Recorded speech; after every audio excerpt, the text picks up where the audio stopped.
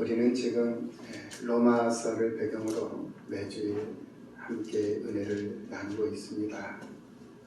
이 로마서를 통해서 하나님의 우리를 향하신 그 구원의 은총이 얼마나 크고 또 소중한 것인가를 매주일 말씀을 들으면서 느껴보고 있는 그런 시간들이 아닌가 하는 그런 생각을 해봅니다. 오늘은 3장의 말씀을 배경으로 함께 은혜를 나눌 것입니다.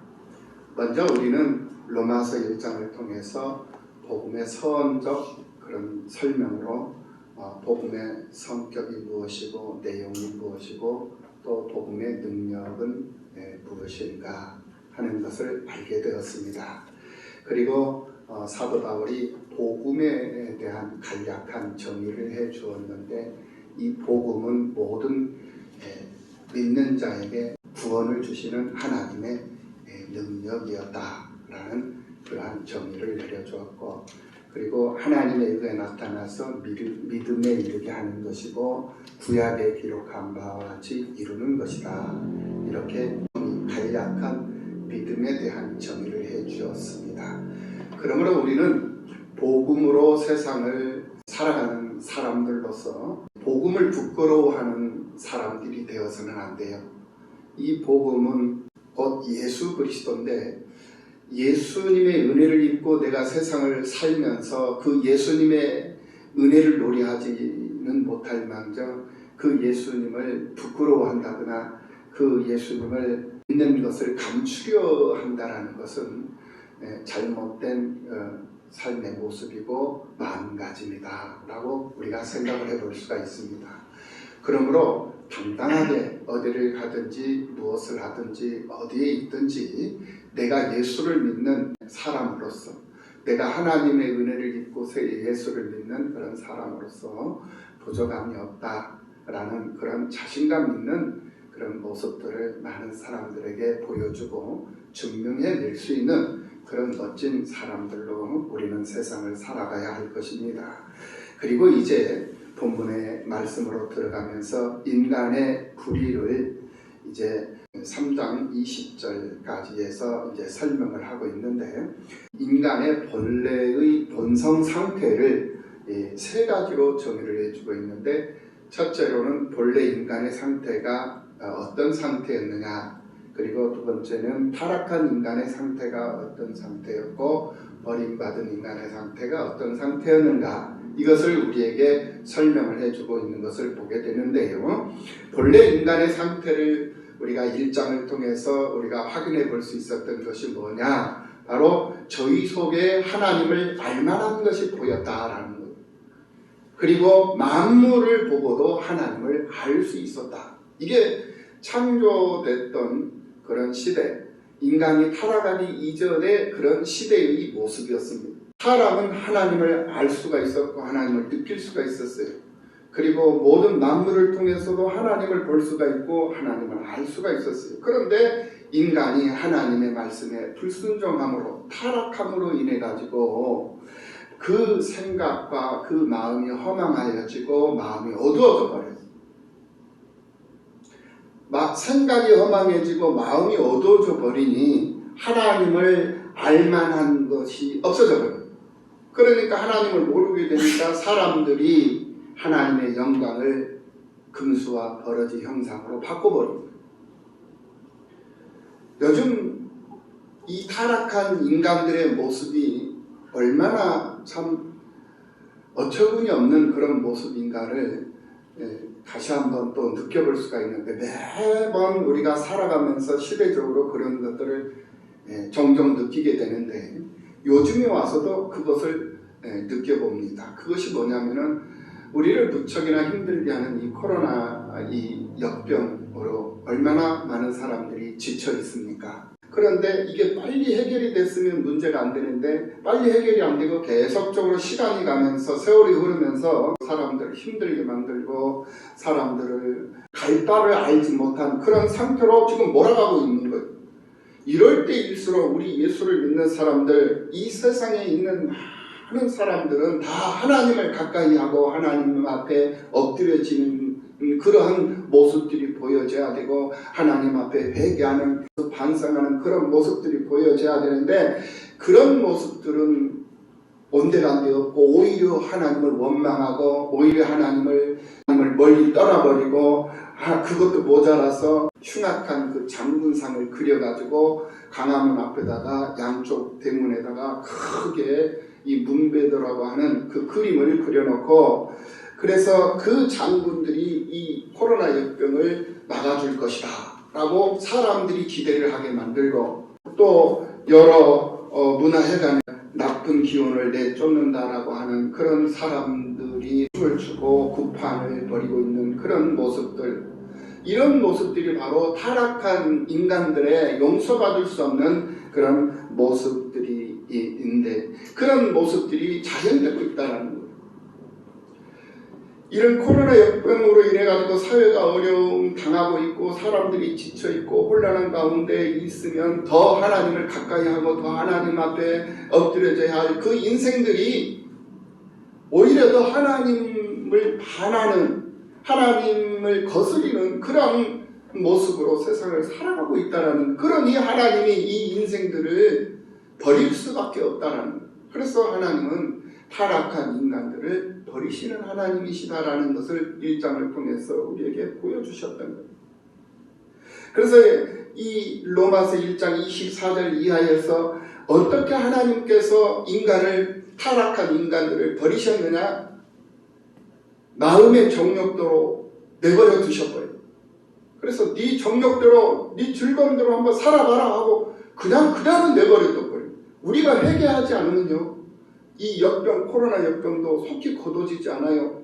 이 변이가 생겨가지고 이제는 더 극성을 부리게 되는데 이것을 하나님의 경고로 알고 하나님의 심판으로 알고 많은 사람들이 하나님 앞에 엎드려지고 하나님 앞에 깨달아요. 요즘에 지금 정부가 어제 그 방역 수칙을 이제 수정을 했고 2단계로 지금 현재 조금 조정을 했죠. 이 요즘에 와서야 좀 정신을 차리는 것 같아요. 이 정부가. 그래서 질병본부에서 그 발표가 났지 않습니까? 교회에서 코로나가 발생되지 않았다. 이렇게 분명하게 발표를 했어요. 그래서 교회가 문제되지 않다라는 것을 공포를 하고 또 교회의 지금 20% 정도로 이렇게 완활하게 이렇게 느슨하게 해주고 식사도 교인들한테는 식사 제공은 안 되지만은 교회 종사자들이나 직원들, 목회자들 이런 분들은 식사를 할 수 있게끔 그렇게 완화를 시켜준 거예요. 처음부터 이렇게 방역 체계가 그랬으면 이렇게 긴 세월 동안 1년이라는 세월이 넘는 기간 동안 이렇게 우리가 어려움을 당하는 이런 일들은 없었을 것이다.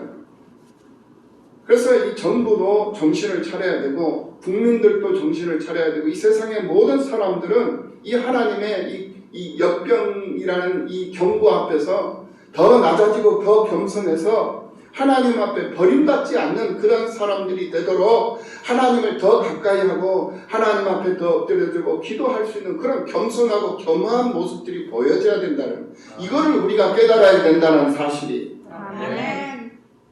그렇다면 왜 하나님께서 타락한 인생들을 버려두셨느냐, 내버리셨느냐? 버리신 이유가 뭐냐? 그 목적이 있어요. 그것은 곧 심판하시기 위함이었다. 심판하시기 위해서 하나님이 타락한 인생들을 버리셨다라는 거예요. 그래서 하나님께서 불의에 대한 심판에 대한 말씀으로 이제 로마서 2장 1절에서부터 3장 20절까지 내용으로 이렇게 우리에게 교훈을 해주셨는데 그 심판의 대상이 누구였느냐? 바로 남을 판단하는 자였다. 남을 판단하는 자는 반드시 하나님 앞에 심판을 받는다. 두 번째로 그 심판의 대상이 무엇인가? 바로 하나님의 인자하심을 멸시하는 자, 하나님의 인자하심을 멸시하는 자, 조롱하는 자, 업신여기는 자, 그리고 심판의 세 번째 대상이 누구였느냐? 바로 각 사람에게 행한 대로 보응을 하시는데 믿는 자에게는 영생으로, 불신자들, 믿음 없는 자들에게는 하나님께서 형벌로, 분노와 진노하심으로 악행한 자, 환난과 공고로 선한 자, 영광과 존귀로 하나님께서 보응해 주실 것이다 라는 것을 2장 9절 이하 10절에서 우리가 확인해 볼 수가 있었습니다. 이것이 바로 심판의 대상이었습니다. 그렇다면 심판의 기준이 무엇이었느냐? 그 심판의 기준은 바로 율법이었다. 그래서 하나님은 율법대로 심판을 하신다는 거예요. 법대로 심판을 하신다. 율법 없는 사람도 자기가 자기에게 율법이 되기 때문에 결코 자유로울 수가 없다라는 것을 분명히 이 2장 14절 이하에서 밝혀주고 있는 것 또한 우리가 볼 수가 있었습니다. 그래서 예수를 알지 못한 사람들도 그들에게 율법이 없으니 그들은 자유로울 것이다, 아니올시다라는 것. 그들에게는 양심의 법을 주어서 그 양심의 법이 곧 그들에게 율법이 되어서 그들을 정죄하게 한다라는 말이에요. 그러니까 이 세상의 사람들은 믿는 자나 믿지 아니하는 자나 그 어떤 사람도 율법 앞에서 자유로울 사람이 없다라는 거예요. 이것을 분명히 우리들에게 말씀을 해주고 있는 것을 볼 수가 있었어요. 그리고 이제 3장으로 들어와서 하나님은 왜 그렇다면 심판을 하시는가? 하나님이 심판하시는 이유와 목적이 무엇인가? 하나님의 참되심을 드러내시기 위해서 하나님은 심판하신다. 세상을 거짓과 가짜가 판을 치고 있지만은 하나님은 진짜 신이고 창조주의 전능자이심을 드러내 보이시기 위해서 하나님이 심판을 하신다라는 거예요. 그러므로 우리가 믿는 하나님이 신 중의 신이요, 또 이 세상에 많은 신들이 있지만은 그 신들은 사람들처럼 죽는 존재들이고 하나님이 그들 또한 보이지 않는 세계에서 선한 삶을 살도록 만들어주신 하나의 피조물이에요. 그래서 신들을 섬기는 이 세상 사람들은 자기들이 섬기는 신이 대단한 것처럼 여기지만은 그 신들은 하나님 앞에서는 하나의 피조물일 뿐이다라는 거예요. 그래서 사람들처럼 죽고 고강들처럼 그들 또한 넘어진다고 했어요. 그러므로 그들을 만드시고 그들을 주장하시고 주관하시는 하나님만이 참된 신이요 신중의 신이요 만왕의 왕이시다 라는 것을 분명히 로마서를 통해서 우리가 확인해 볼 수가 있었습니다. 그리고 두 번째로 하나님이 심판하시는 목적, 심판하시는 이유가 뭐냐? 바로 하나님 당신의 의를 드러내시기 위해서 심판하십니다. 그리고 세 번째로는 인간들의 모든 입을 막으시려고, 핑계하지 못하도록 하나님께서 인간들의 이 입을 막으시기 위해서 하나님이 심판을 하시겠다. 오늘 본문 이제 10절 이하 12절의 말씀에서 우리들에게 분명히 말씀하고 있습니다. 기록된 바 의인은 없나니 하나도 없으며 깨닫는 자도 없고 하나님을 찾는 자도 없고 다 치우쳐 함께 무익한 자가 되고 선을 행하는 자는 없나니 하나도 없도다. 이렇게 말씀을 하고 있는 것을 볼 수가 있습니다. 이렇게 하나님께서 모든 인류는 죄 아래에 있다라는 사실을 선포한 이유가 있습니다. 그 이유가 무엇이냐? 바로 오늘 본문 19절 말씀에서 그 답을 보게 됩니다. 우리가 알거니와 무릇 율법이 말하는 바는 율법 아래에 있는 자들에게 말하는 것이니 이는 모든 입을 막고 온 세상으로 하나님의 심판 아래에 있게 하려 하십니다. 그러므로 율법의 행위로 그 앞에 의롭다 하심을 얻을 육체가 없나니 율법으로는 죄를 깨달음이니라.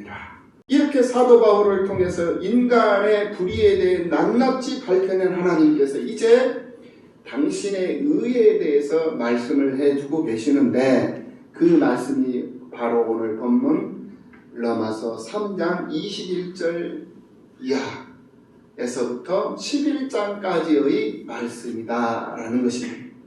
먼저 하나님의 의의 실현을 오늘 본문 로마서 3장 21절 이하 5장 11절까지 말씀을 해주고 있는데 우리는 오늘 본문 3장 오늘 본문 21절 이하 31절까지 해서 하나님의 의의 실현의 방법이 무엇인가를 깨달아 볼 수가 있습니다.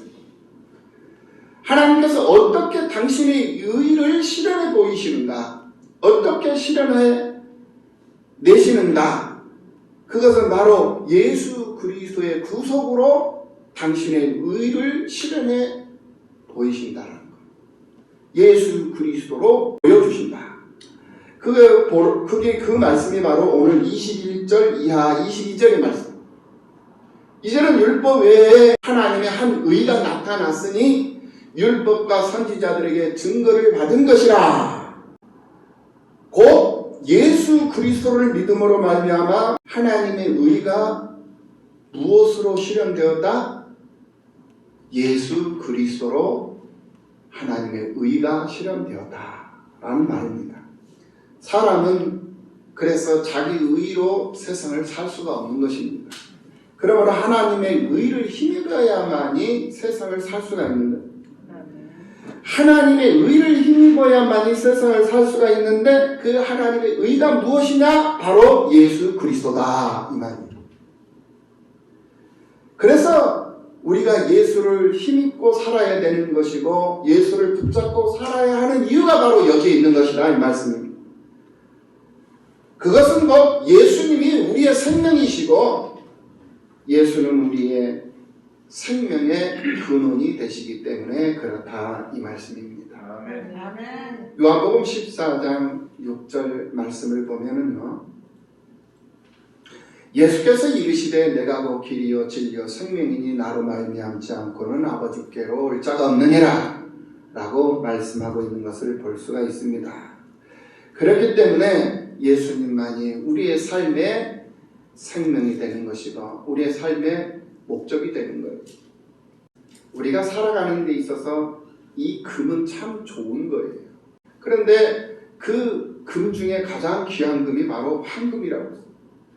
이 황금은 물질이에요. 그리고 그 다음에 우리가 살아가는 데 있어서 소중한 것이 바로 소금이다. 그래서 그 소금은 바로 건강이다. 그래서 물질도 우리가 살아가는 데 있어서 필요한 요건이지만 건강, 이 소금도 우리가 살아가는 데 있어서는 필수적인 조건이 되는 거예요. 그리고 지금이라는 이 금은 더 생명을 의미하는 거예요. 그래서 물질도 중요하고 건강도 중요하고 생명도 중요한 것인데 이것을 우선순위를 매겨보면은 물질보다도 건강이 더 중요한 것이고 건강보다도 생명이 더 중요한 것이다. 그런데 많은 사람들이 가장 우선적으로 중요한 이 지금이라는 이 생명을 가장 소홀히 여겨요. 그리고는 세 번째 순위인 이 황금, 이 물질을 가장 우선순위에다가 놓고 세상을 잘못 살아가고 있는 사람들이 많이 있다는 거예요. 우리는 반드시 이 새해를 살아가면서 이 올바른 우선순위를 바르게 정립을 하고 세상을 살아가야 하는 지혜롭고 슬기로운 믿음의 사람들이 다 되어야 할 줄로 믿습니다. 아멘. 그래서 물질이 중요하지만은 이 끝보다도 더 중요한 것이 바로 건강이고 건강이 중요하지만은 이 건강보다도 더 중요한 것이 지금 바로 이 생명이다라는 거예요. 그래서 이 생명이 가장 우리들 앞에서는 우선적인 삶의 내용이 돼야 돼요. 그래서 생명을 위해서 우리가 세상을 살아가야 되는 이 생명을 보존하기 위해서는 어떻게 해야 되느냐? 생명의 근원이신 하나님을 가까이 하면서 살아야 돼요. 하나님과의 관계를 분명히 하고 하나님과의 관계를 분명히 하는 것으로만 끝나는 것이 아니라 그 하나님을 즐거워하면서 그 하나님을 기뻐하면서 그 하나님께 영광을 돌리고 그 하나님 앞에 감사하면서 건강을 위한 삶도 살고 또 재물을 얻기 위한 삶도 살고 이것이 바로 제대로 된 삶의 방식이에요. 이 방식이 꼬여버리면 문제가 되는 거예요. 우선순위가 바뀌어버리면 문제가 되는 거예요. 거슬리면 문제가 된다는 거예요. 세상은 순리대로 살아야 되는 거예요. 그래서 생명이 우선이어야 되고 건강이 우선이어야 되고 그 다음에 물질이 우선이어야 되고 그 다음에 모든 사회적인 그런 관계도 우리들에게는 가장 중요한 관계가 되는 거예요. 그러므로 순리를 어기면 안 된다. 이것을 다시 한번 여기서 우리가 생각을 해볼 수 있다라는 말씀입니다. 하나님은 예수 그리스도로 우리에게 당신의 의를 실현시켜 주셨습니다.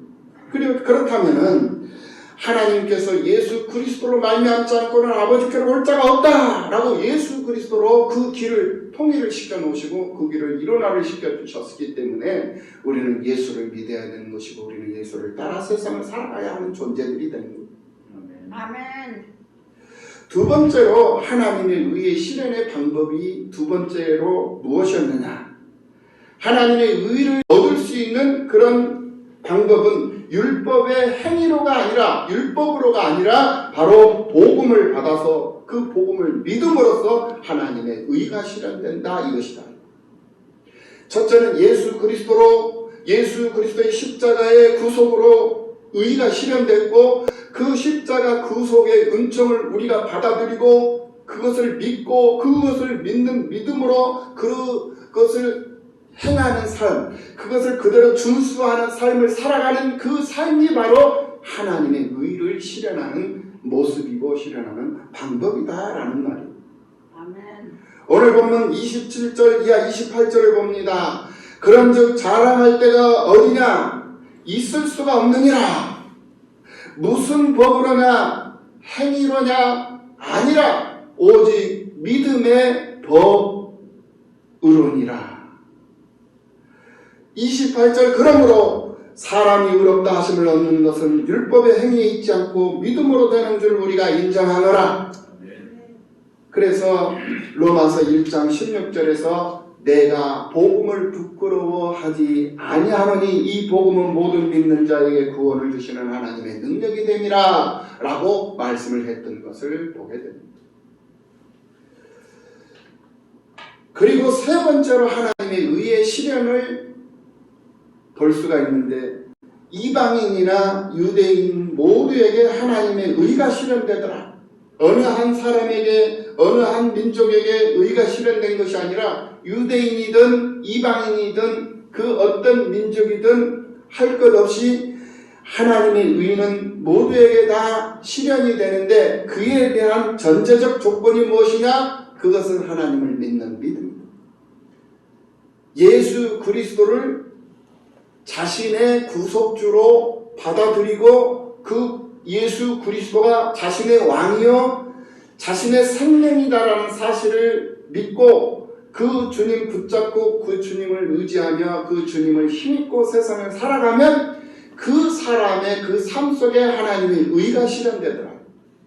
이것을 우리에게 분명히 가르쳐주고 있는 것을 보게 됩니다. 오늘 본문 31절 말씀을 봅니다. 그런즉 우리가 믿음으로 말미암아 율법을 파기하느냐? 그럴 수 없느니라. 도리어 율법을 굳게 세우느니라 라고 말씀을 하고 있어요. 그러니까 하나님께서 우리의 삶 속에 오셔서 우리 믿음으로 사는 우리들의 삶 속에서 당신의 의를 시켜주신다면 그렇다면 결국 우리가 율법을 준수할 필요가 없지 않느냐 이렇게 생각할 수도 있다라는 거예요. 그런데 그렇지 않다라는 거예요. 그 이유가 뭐냐? 왜 그러면은 율법을 더 굳게 하시느냐? 그 이유가 뭐냐? 바로 심판을 하시기 위함이다. 심판하시려. 고린도후서 3장 6절 말씀을 보면은 이 하반절 말씀을 보면은 율법 조문은 죽이는 것이요 영은 살리는 것이라 그랬어요. 율법은 죽이는 거예요. 왜 율법을 더 굳게 하느냐? 오늘 우리를 가둬놓고 우리를 죄인되게 만들어서 더 하나님께서 심판을 통해서 죽이시려고. 그래서 율법을 더 굳게 한다는 거예요. 그래서 율법 조문은 죽이는 것이 영은 살리는 것이라 라고 고린도서 3장 6절 하반절에서 말씀을 했던 거예요.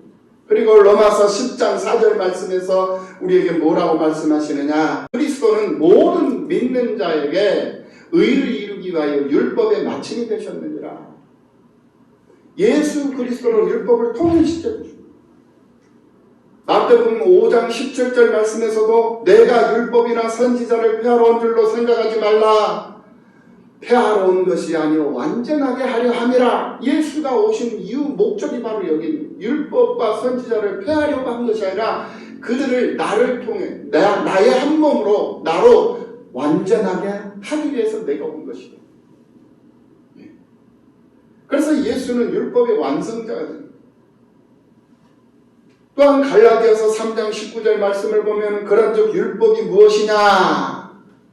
범법함으로 더하여진 것이라 천사들을 통하여 한 중보자의 손으로 베푸신 것인데 약속하신 자손이 오시기까지 있을 것이라. 약속하신 자손이 오시기까지 있을 거예요. 그 약속하신 자손이 누굽니까? 바로 예수 그리스도 아니겠습니까? 예수 그리스도까지 있을 것이다. 그리고 예수님으로 그 율법이 완성되었으니 이제는 예수를 믿으면 율법을 다 행하는 것이 되어버리는 거예요. 할렐루야. 아멘. 이렇게 예수 믿는 것이 쉬운 거예요. 그런데 사람들이 착각을 해요. 오해를 해요. 내가 무엇인가를 해서 어떤 의를 이루어보려고 자꾸 자기 자신이 무엇인가를 해서 무엇인가를 얻어보려고 무엇인가를 보여보려고 잘못된 그런 생각을 하고 신앙생활을 하는 사람들이 있고 또 세상을 살아가는 사람들이 있더라. 나는 하나님 앞에 아무것도 이룰 수 있는 존재가 아니에요. 하나님이 하시면 하는 것이고 하나님이 하시지 아니하시면 못하는 거예요. 그러므로 내가 할 수 있는 것은 오직 예수를 힘입고 예수 붙잡고 예수님 바라보면서 기도하는 것밖에 없고 감사하는 것밖에 없고 찬양하고 노래하는, 그리고 예배자로서 경배자로서 순종하는 사람으로서 섬기는 자로서 봉사하는 자로서 배려하는 자로서 헌신하는 자로서 세상을 살아가는 것밖에 없어요. 내가 하는 것은 하나도 없는 거예요.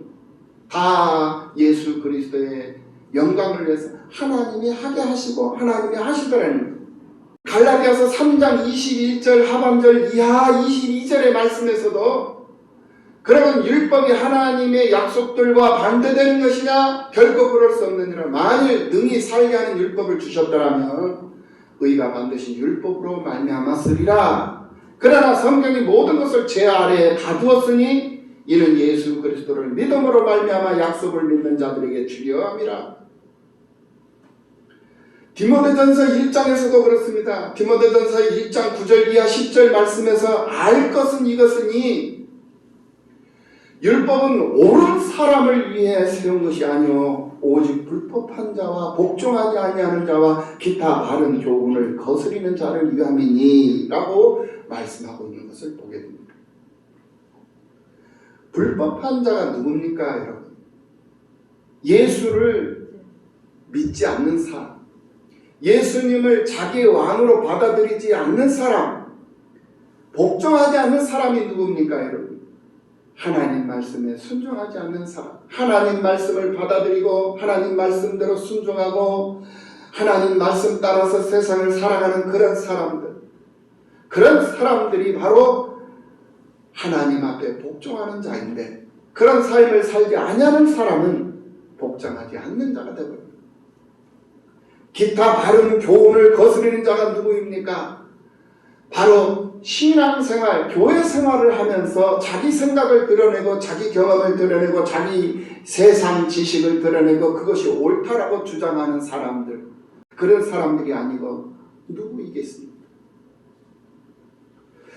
교회 생활, 신앙생활, 바른 교훈을 거스르는 자가 되어서는 안 돼요. 그래서 우리의 믿음이 하나님의 말씀, 성경에 근거된 믿음이어야 된다라는 이유가 여기입니다. 내 믿음이 어디에 근거되어져 있냐, 이게 굉장히 중요한 겁니다. 자기 경험에 근거된 믿음을 가지고 신앙생활하는 사람들이 굉장히 많이 있어요. 한국 교회에 많은 사람들이 자기 경험을 근거로 해서 신앙생활을 하고 경험을 근거로 해서 천국을 선포하고 천국을 말하고 지옥을 말하고, 성경은 그렇게 얘기하지 않습니다. 그러므로 우리의 믿음이 자기 경험에 근거된 믿음이 되면 그 믿음이 잘못될 수도 있다는 것을 알아야 돼요. 또 지식도 그래요. 자기가 세상 지식을 많이 알고 있는 사람들이라 할지라도, 세상 경험이 많고 세상 지식이 많은 사람이라 할지라도 그 지식을 정당화시키려고 하면 안 돼요. 그 지식은 하나님 앞에서는 아무 필요도 없는 지식이에요. 초등학문적인 그런 지식일 뿐이다라는 거예요. 그것을 가리켜서 그것을 내세우고 그것이 옳은 것인 것처럼 주장을 해버리고 그것을 가르치면 그것은 잘못된 가르침이고 잘못된 교회 생활이고 잘못된 신앙 생활이다라는 거예요. 그러므로 하나님 앞에서 자기 경험도, 자기 지식도, 자기 사색을 근거로 한 믿음도 잘못된 믿음. 우리는 성경에 근거된 믿음을 가지고 오직 하나님의 영광을 노래하고 하나님의 영광을 드러내는 일에만 내가 쓰임을 받고 내가 존재하고 있다는 사실을 알고 그 일에 참여하는 그것이 내게는 가장 큰 기쁨이고 내게는 가장 큰 즐거움이 되어